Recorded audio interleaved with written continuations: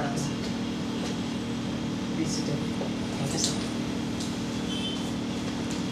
अच्छा, आपने ऐसे प्रणाम किया, तो ऐसे कौन करता है या ऐसे कौन करता है? सर सभी अभिवादन के लिए तरीके हैं सर। अच्छा, तो आप ऐसे भी कर सकते थे? जी ये संस्कृत अब चूँकि शुरू से ही ये परंपरा रही है कि हम ऐसे करें। ये सभी का अलग अलग तरीका हो सकता है सर, कोई ऐसे इसमें कोई बाधा नहीं है। अच्छा, आनंद जी, आपका हॉबी क्या है? एक्चुअली भजन सुनना मेरी हॉबी है सर। कौन कौन से भजन सुनते हैं? सर जैसे कबीर की कुछ रचनाएँ हैं सर, मीरा की रचना है सर, लयदास जी की रचना है। अच्छा, कौन से गायक की सुनते हैं? फणिभूषण चौधरी जी हैं, अनूप जलोटा जी हैं, इनकी सुन। अच्छा, हरिओम सर। ये सॉरी सर इसके बारे में।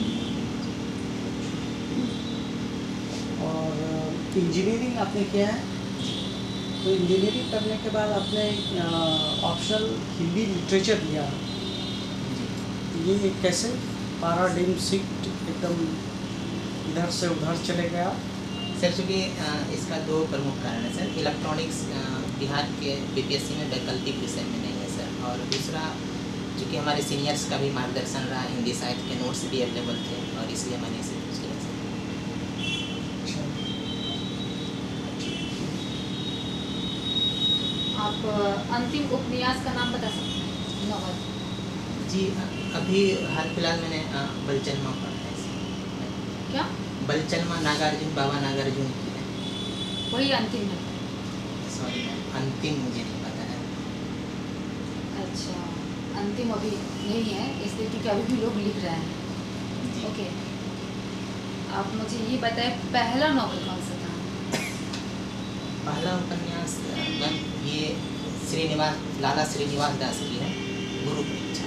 परीक्षा गुरु जी। छायावाद के 4 स्थान माने जाते हैं, कौन कौन से हैं?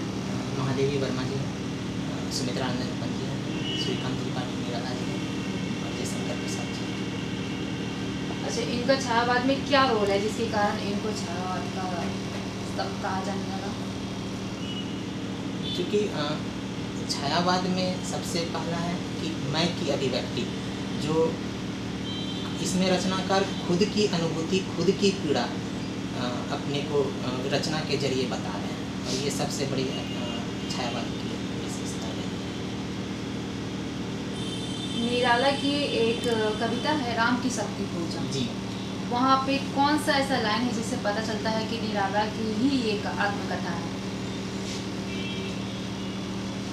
सर मैं वो लाइन अभी रिकॉल नहीं कर पा रहा हूँ। अच्छा, इसमें राम रावण के बारे में दिया गया है, जी और उसके बाद भी ऐसा माना जाता है कि ब्रिटिश रूल को प्रदर्शित करता है। जी ये कैसे पता चलता है कि ब्रिटिश? इसमें निराला जी राम को एक प्रतीकात्मक रूप में प्रदर्शित कर रहे हैं, और समझते हैं कि वो चूँकि आज़ादी के समय की ये रचनाएं हैं, स्वतंत्रता के समय, और इसमें गांधी जी को एक नायक के रूप में देखते हैं, और इससे पता चलता है कि वो एक स्वतंत्रता। इसमें तो गांधी जी का कहीं जिक्र भी नहीं आया, फिर कैसे पता चलता है? मेन क्योंकि पॉइंट कहाँ है? राम का जो संघर्ष है वो दैवीय संघर्ष के रूप में नहीं दिखाया गया है, वो एक मानवीय संघर्ष के रूप में दिखाया गया है, और जो स्वतंत्रता संघर्ष था वह भी एक मानवीय संघर्ष था, जहाँ रावण के रूप में वहाँ ब्रिटिश को दिखाया गया है, वहीं राम के रूप में स्वतंत्रता सेनानी को दिखाया गया है। ठीक है, आप मुझे ये बताइए, आपके प्रिय कवि कौन से हैं? जी बाबा नागार्जुन मेरे प्रिय रचनाकार हैं। कौन सी उनकी कविता आपको बहुत पसंद है? उनकी एक रचनाएं हैं, जैसे अकाल और उसके बाद की वो रचनाएं हैं, फिर हरिजन गाथा उनकी रचना है, ये रचनाएं। जो आपको याद है उसमें से 4 लाइन मुझे सुना देंगे? जी हरिजन गाथा की रचना सुनाइए 4 है। लाइन। ऐसा तो पहले नहीं था कभी, एक नहीं, दो नहीं, तीन नहीं, 13 के 13 अंकिजन मनुपुत्र अग्नि में झोंक दिए गए।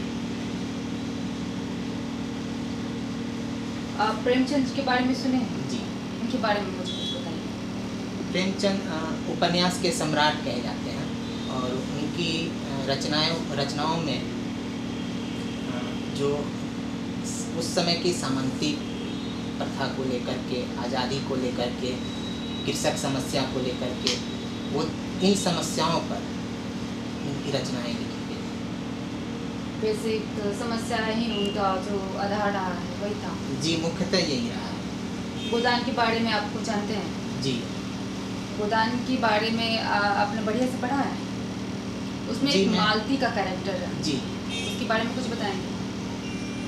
मालती चूँकि पेशे से डॉक्टर रहती हैं और उनके पिताजी पैरालिसिस के शिकार होते हैं। उन पर 2 बहनों का भी पढ़ाई लिखाई का सारा बोझ रहता है और कहीं न कहीं इस कहानी के माध्यम से ये पता चलता है कि वो मेहता से उनका अफेयर रहता है, लेकिन वो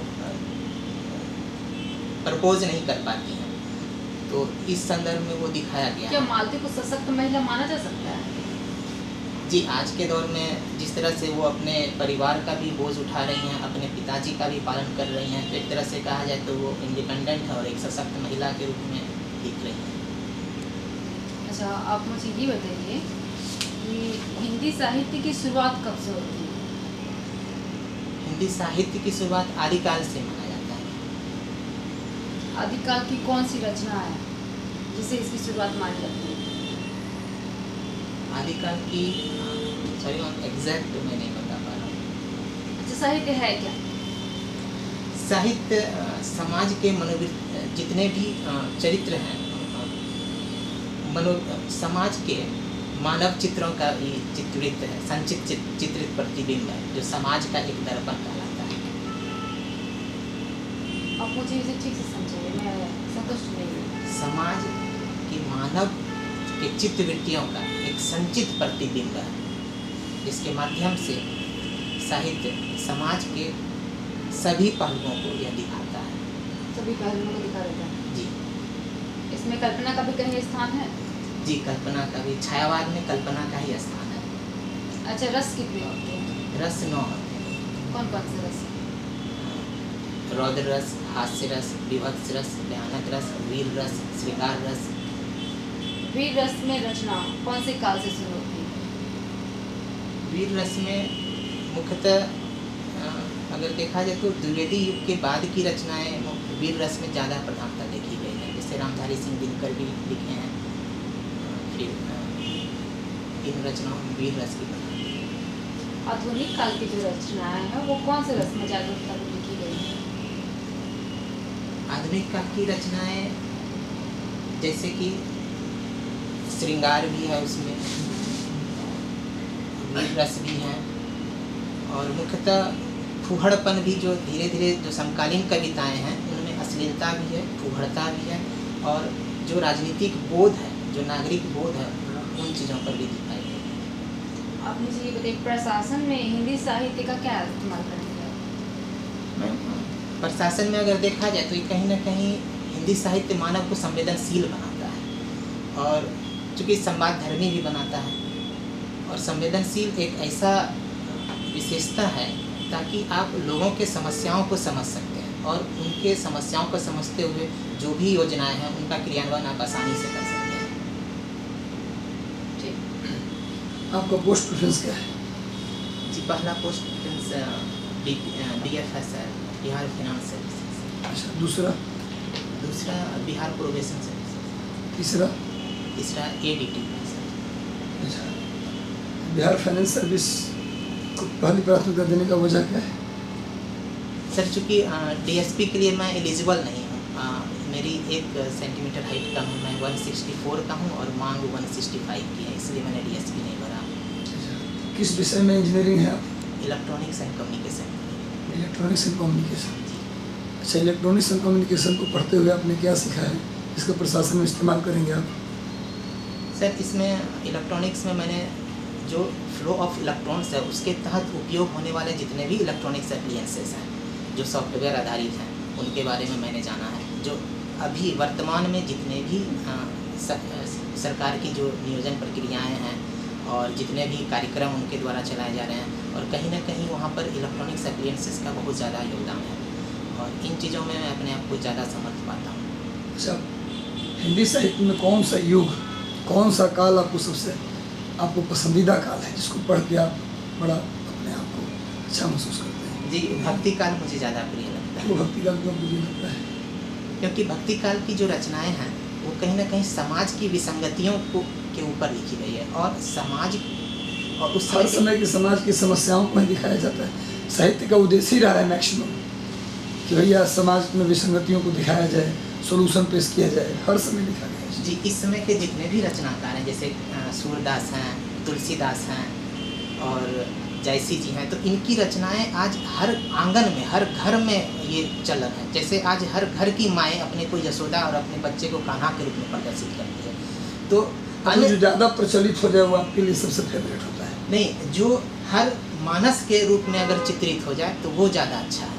जब महिलाओं को लेकर भक्ति काल में महिलाओं की स्थिति को बेहतर तरीके से प्रदर्शित किया, किसने प्रदर्शित किया, किस भक्ति संत ने? वैसे तो कबीरदास ने भी महिलाओं को लेकर लिखा है। महिलाओं को लेकर एक लाइन बताइए कबीरदास का, क्या लिखा है महिलाओं के लिए उन्होंने? महिलाओं को लेकर उन्होंने लिखा है कि सॉरी सर, मैं पॉज लेना चाहूँगा। हाँ लीजिए लीजिए लीजिए, बहुत आराम से बताइए।